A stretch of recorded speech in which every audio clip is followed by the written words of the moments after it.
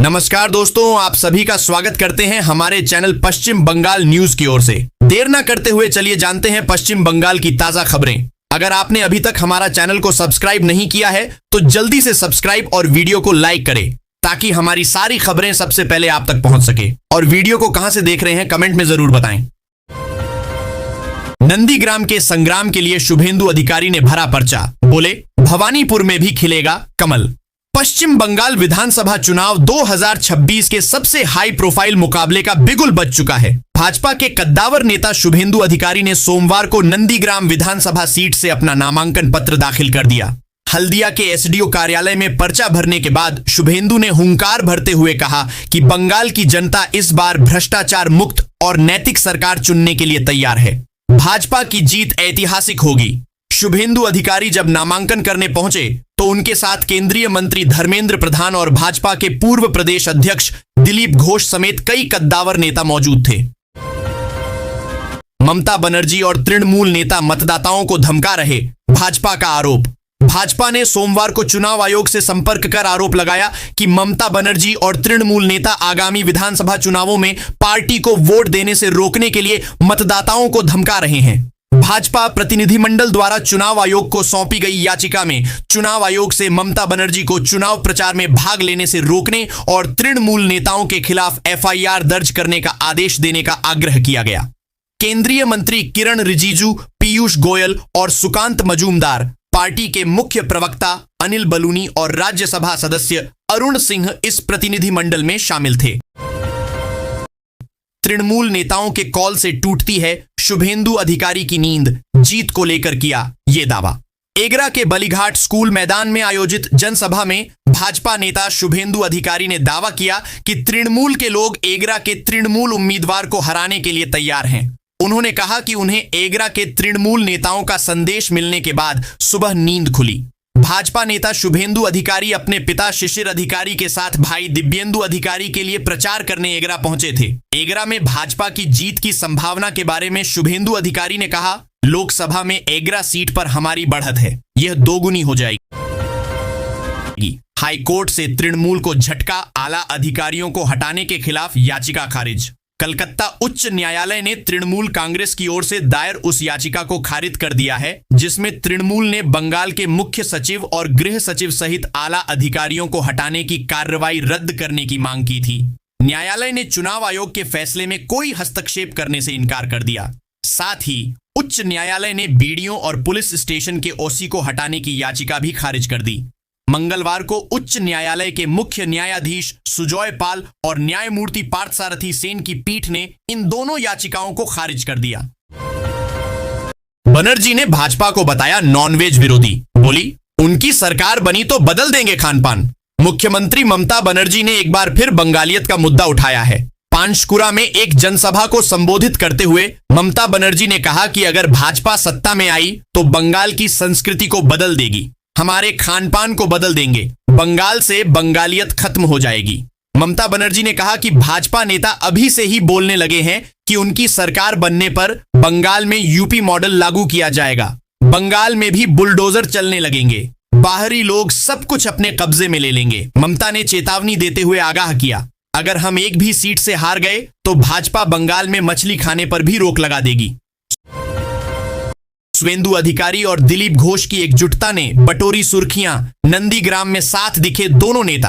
बंगाल विधानसभा में विपक्ष के नेता शुभेंदु अधिकारी व भाजपा के पूर्व प्रदेश अध्यक्ष दिलीप घोष के आपसी मतभेद जगह जाहिर हैं। बताया जाता है कि शुभेंदु के हस्तक्षेप से ही दिलीप को गत लोकसभा चुनाव में उनके संसदीय क्षेत्र मेदिनीपुर से बर्धमान दुर्गापुर भेज दिया गया था, जहां तृणमूल के कीर्ति आजाद से उन्हें हार झेलनी पड़ी थी। शुभेंदु दिलीप दोनों परोक्ष तौर पर एक दूसरे की आलोचना करते आए हैं, लेकिन सोमवार को नंदीग्राम में उलट नजारा दिखा। नामांकन को निकले शुभेंदु के जुलूस में दिलीप उनके साथ नजर आए। चुनाव आयोग 2 चरणों में जारी की छठी सप्लीमेंट्री वोटर लिस्ट, हटाए गए इतने नाम।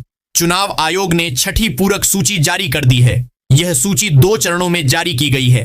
आयोग के सूत्रों के अनुसार छठी सूची में 3 लाख मतदाताओं के नाम हैं। हालांकि आयोग ने यह स्पष्ट नहीं किया है कि कितने नाम हटाए गए हैं। इससे पहले चुनाव आयोग ने कहा था कि प्रतिदिन एक पूरक सूची जारी की जाएगी। इसी तरह SIR से संबंधित अतिरिक्त मतदाता सूचियां भी प्रतिदिन जारी की जा रही हैं। रविवार तक 4 सूचियां जारी की जा चुकी थीं। हालांकि सोमवार को आयोग ने एक साथ 2 सूचियां जारी की। चुनाव आयोग ने 28 फरवरी को अंतिम मतदाता सूची प्रकाशित की थी। बंगाल विधानसभा चुनाव 2026 की अधिसूचना जारी। पहले दिन शुभेंदु अधिकारी समेत 78 नॉमिनेशन। पश्चिम बंगाल विधानसभा चुनाव 2026 के पहले चरण के लिए इलेक्शन कमीशन ऑफ इंडिया ने अधिसूचना जारी कर दी है। अधिसूचना जारी होने के साथ ही बंगाल में पहले चरण के चुनाव के लिए नामांकन का दौर शुरू हो गया। पहले दिन शुभेंदु अधिकारी समेत 78 उम्मीदवारों ने अपने नामांकन दाखिल किए। शुभेंदु अधिकारी ने नंदीग्राम विधानसभा सीट से अपना नॉमिनेशन फाइल किया। वह भवानीपुर से भी चुनाव लड़ेंगे। यहां दूसरे चरण में चुनाव होना है। निर्वाचन आयोग ने कहा है कि बंगाल में दोनों चरणों में मतदान सुबह 7 बजे से शुरू हो जाएगा। भाजपा ने जारी की चौथी सूची। शांतनु ठाकुर की पत्नी को मिला टिकट। भाजपा ने उम्मीदवारों की चौथी सूची जारी कर दी है। मंगलवार सुबह जारी की गई इस सूची में 13 नाम शामिल हैं। इनमें सीताई, मगराहट और गरबेटा जैसी महत्वपूर्ण सीटें शामिल हैं। शांतनु ठाकुर की पत्नी सोमा ठाकुर को बागड़ा सीट से उम्मीदवार बनाया गया है। भाजपा ने हाल ही में पार्टी में शामिल हुए संतोष पाठक को भी टिकट दिया है। मंगलवार को 13 सीटों के लिए उम्मीदवारों के नामों की घोषणा के बाद 6 और सीटों के लिए उम्मीदवारों के नामों की घोषणा अभी बाकी है। भाजपा अभी भी इन 6 सीटों के नामों पर विचार विमर्श कर रही है। पश्चिम बंगाल चुनाव के लिए 4 और नोडल अधिकारी नियुक्त। भवानी भवन से अधिसूचना जारी। पश्चिम बंगाल में विधानसभा चुनाव के लिए मतदान की तारीख अब नजदीक आ चुके हैं। कोलकाता पुलिस ने नोडल अधिकारियों की सूची जारी कर दी है। चुनाव प्रक्रिया में नोडल अधिकारियों की अहम भूमिका होती है। कानून व्यवस्था, निगरानी और सुरक्षा में किसी भी तरह की कमी न रहे, यह सुनिश्चित करने के लिए नोडल अधिकारियों की नियुक्ति की जाती है। इसलिए आगामी चुनावों को ध्यान में रखते हुए प्रशासनिक तैयारियों को और मजबूत किया गया है। कोलकाता पुलिस ने कई वरिष्ठ पुलिस अधिकारियों को नोडल अधिकारी के रूप में नामित किया है। बंगाल में चुनाव आयोग नहीं मान रहा 1904 का दस्तावेज। सप्लीमेंट्री वोटर लिस्ट के खिलाफ सड़क पर उतरे लोग। पश्चिम बंगाल में विधानसभा चुनाव को लेकर चुनाव प्रचार चरम पर है। चुनाव आयोग रोजाना विचाराधीन वोटरों की सूची जारी कर रहा है। पूरक सूची में अपना नाम नहीं देख लोग भड़क रहे हैं। पूर्वी बर्धमान के केतुग्राम में स्थानीय लोगों ने विरोध प्रदर्शन करते हुए सड़कों को जाम कर दिया। उनका आरोप है कि सभी दस्तावेज जमा करने के बावजूद जानबूझकर उनके नाम सूची से हटा दिए गए हैं। एक प्रदर्शनकारी ने कहा कि 1904 के दस्तावेज जमा करने के बाद भी उसके पूरे परिवार के नाम छोड़ दिए गए। तृणमूल कांग्रेस ने इस घटना को लेकर आयोग और भाजपा पर निशाना साधा है। बंगाल के लिए बीजेपी ने 13 और प्रत्याशियों की लिस्ट जारी की। मैनागुड़ी सीट पर बदला उम्मीदवार। बंगाल विधानसभा चुनाव के लिए भाजपा ने मंगलवार सुबह उम्मीदवारों की अपनी चौथी सूची जारी कर दी है, जिसमें सबसे प्रमुख नाम हाल में कांग्रेस छोड़कर पार्टी में शामिल हुए कोलकाता नगर निगम में लगातार 4 बार के पार्षद संतोष पाठक का है। भाजपा ने उन्हें मध्य कोलकाता की एक प्रमुख सीट चौरंगी से चुनाव मैदान में उतारा है। हिंदी भाषी संतोष पाठक का कोलकाता की राजनीति में खासा प्रभाव है।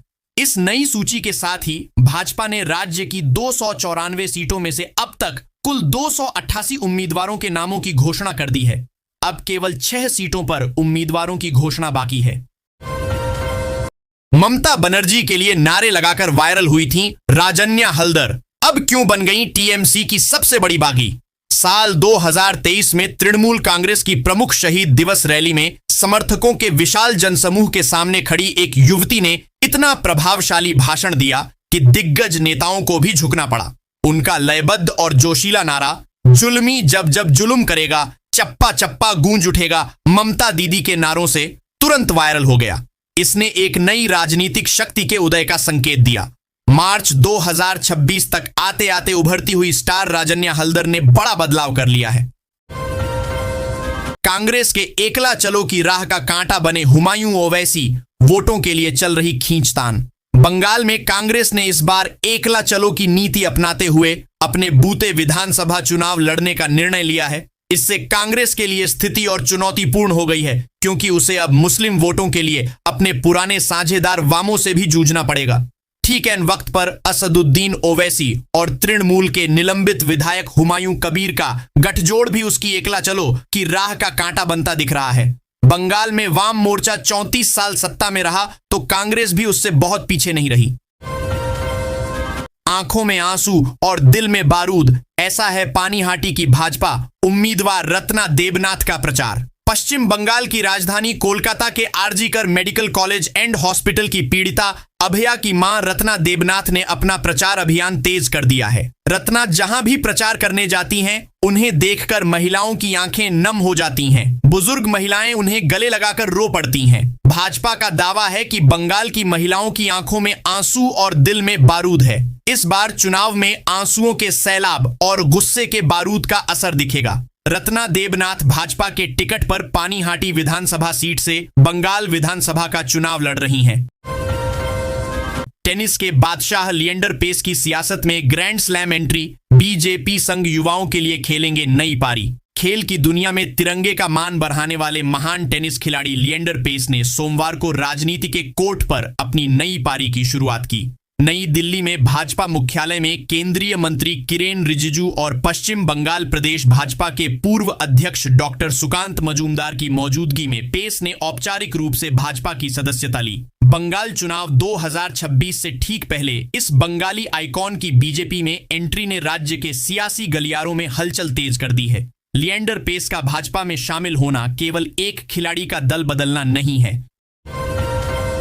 लिएंडर पेस की भाजपा में एंट्री, बंगाल चुनाव में बड़ी जिम्मेदारी मिलने की चर्चा। टेनिस के दिग्गज खिलाड़ी लिएंडर पेस मंगलवार को बीजेपी में शामिल हो गए हैं। पश्चिम बंगाल विधानसभा चुनाव से पहले उनका बीजेपी में शामिल होना बेहद अहम माना जा रहा है। लोग कयास लगा रहे हैं कि बंगाल विधानसभा चुनाव में उनकी अहम भूमिका हो सकती है। पेस ने केंद्रीय मंत्री किरेन रिजिजू सहित भाजपा के वरिष्ठ नेताओं की उपस्थिति में पार्टी की सदस्यता ग्रहण की। टेनिस स्टार ने हाल ही में कोलकाता में भाजपा अध्यक्ष नितिन नवीन से मुलाकात की थी, जिससे उनके पार्टी में शामिल